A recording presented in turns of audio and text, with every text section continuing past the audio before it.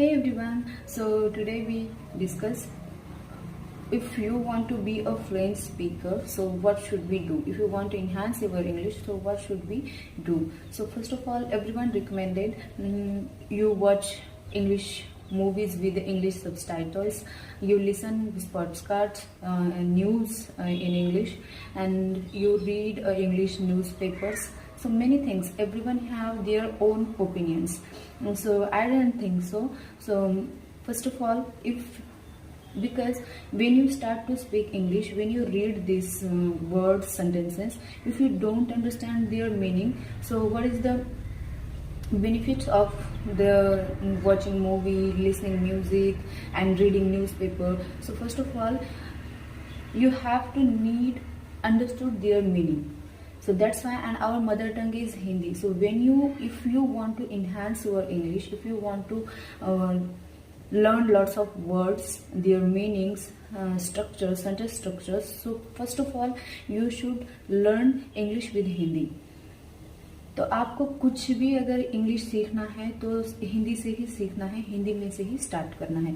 जैसे कि अगर आप टेंसेंस को तो हटा ही दीजिए, ऐसा नहीं कि टेंसेंस हम बचपन से 8, 9, 10th में हमें टेंसेंस पढ़ाया ही जाता है.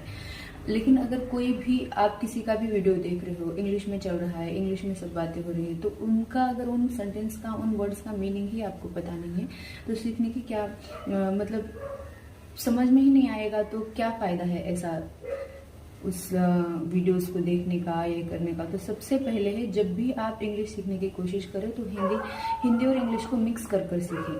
तो ये बहुत ही बेस्ट तरीका है. जब भी आप हिंदी में बात कर रहे हो कहीं पर भी, तो 1-2 वर्ड्स इंग्लिश के उसमें ऐड करते चलिए. और अगर कोई टॉपिक भी अगर सीख रहे हैं, समझ रहे हैं, तो उसका हिंदी में ट्रांसलेशन होना बहुत ही ज़रूरी है. बहुत से लोग बोलते हैं when you start to speak in English don't use a single Hindi words, मतलब हिंदी का कुछ भी वर्ड उसमें ऐड नहीं करना है, पढ़ते जाना है, मतलब सिर्फ इंग्लिश ही बोलना है.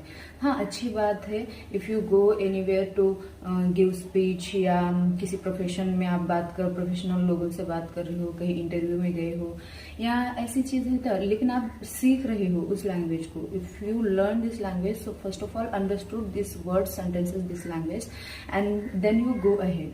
तो सबसे पहले आपको क्या करना है, उस लैंग्वेज को अच्छे से अंडरस्टैंड करना है, फिर उस लैंग्वेज को सीखना है. सो and don't think is sorry, I am sitting on my kitchen because I'm preparing for dinner. This is spinach and there are rice is cooking and pulses dal. So I'm sitting on my kitchen because I like to sit on kitchen, and after that I cook whatever I want to cook. So I hope you all guys understand कि what we do, कि क्या करना चाहिए कि हमें English language सीखते वक्त इन सब चीज़ों की हमें बहुत अच्छे से ध्यान रखना चाहिए. सो आई होप आप सब इसी चीज़ को फॉलो करेंगे और अपनी इंग्लिश को इन्हांस भी करेंगे. बाय.